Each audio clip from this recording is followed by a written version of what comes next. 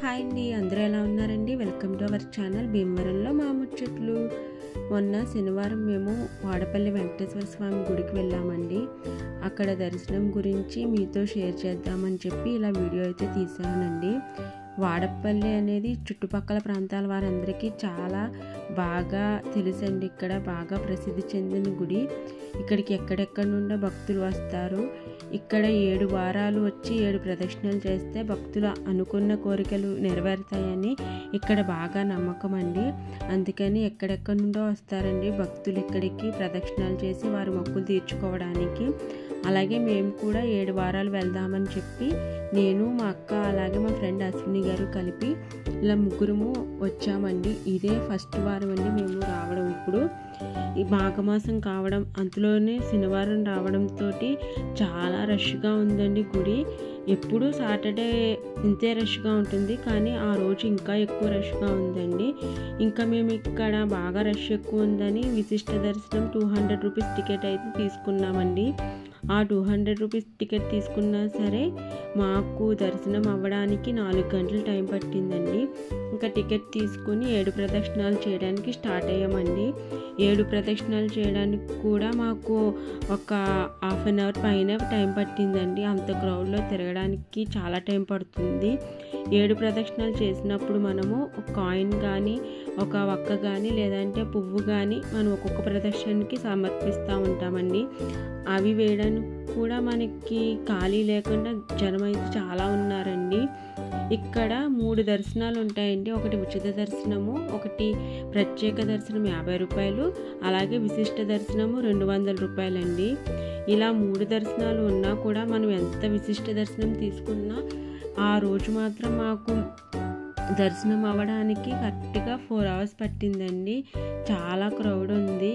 ఈ ఆలయం గురించి చెప్పాలంటే పెద్ద తిరుపతి, చిన్న తిరుపతి తర్వాత అంత ప్రసిద్ధి చెందిన ఆలయం శ్రీ వాడపల్లి వెంకటేశ్వర స్వామి దేవస్థానం అని చెప్పొచ్చండి. ఈ ఆలయం చాలా గొప్ప చరిత్ర కలిగి ఉందండి. చాలా విశాలమైన ప్రాంగణంలో అభివృద్ధి చేశారు. ఆలయం చుట్టూ ఉన్న పైకప్పు భాగాన గోవింద నామాలు ముద్రించారు. ఆ నామాలు ప్రదక్షిణం చేసే భక్తులకు చాలా ఉపయోగకరంగా ఉంటుంది. ప్రతి శనివారం ఆలయం దగ్గర సుమారు 1/2 కిలోమీటర్ పొడవున అన్ని దుకాణాలు ఏర్పాటు చేస్తారండి. ఈ క్షేత్రంలో 7 శనివారాలు దర్శించుకుని 7 ప్రదక్షిణలు చేసిన భక్తుల కోరికలు స్వామివారు నెరవేరుస్తారని విశ్వసిస్తారండి. కావున శనివారం రోజున భక్తుల రద్దీ ఎక్కువగా ఉంటుంది. ఎర్రచందన కొయ్యలో వెలిసిన స్వయంభూ క్షేత్రం వాడపల్లి శ్రీ వెంకటేశ్వర స్వామి వారి దేవస్థానం అండి.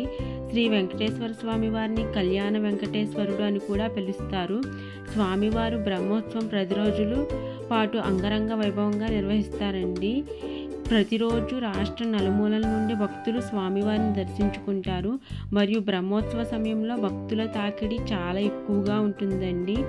ఈ ఆలయంలో గోదాదేవి కళ్యాణం నిర్వహిస్తే వివాహం కాని వారికి వివాహం అవుతుందని భక్తుల ప్రగాఢ నమ్మకం అండి.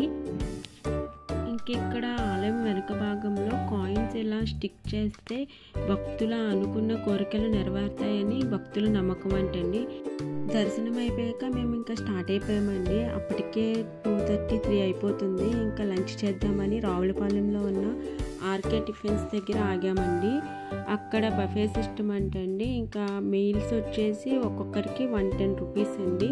ఇంకా ఇలా మీల్స్ తీసుకుని అందరం ఫుడ్ తినేసాక మళ్ళీ స్టార్ట్ అయ్యాము. ఇంకా పాలకొల దగ్గరలో అప్పటికే బాగా టైర్డ్ అయిపోయామని చెప్పేసి టీ తీసుకుని తాగేసి ఇంకా మళ్ళీ మేము భీమవరానికి అయితే స్టార్ట్ అయ్యామండి. ఇదేనండి ఇవాళ వీడియో. మీకు ఎలా అనిపించింది వాడపల్లి దర్శనం గురించి, మీకేమనిపించింది కూడా కామెంట్ సెక్షన్లో మాతో కామెంట్ చేయడం అస్సలు మర్చిపోవద్దండి. Please like, share, comment, subscribe to our channel భీమవరంలో మా ముచ్చట్లు. ఇంకెన్నో మరెన్నో మంచి వీడియోస్తో మీ ముందుకు వస్తామండి. Until then bye, take care.